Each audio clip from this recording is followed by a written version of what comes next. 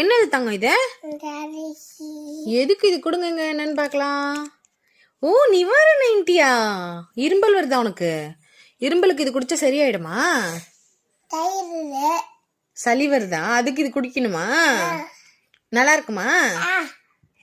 சரி குடிக்கிறியா? பிரிச்சு தரேன். எப்படி இருக்கு டேஸ்ட்?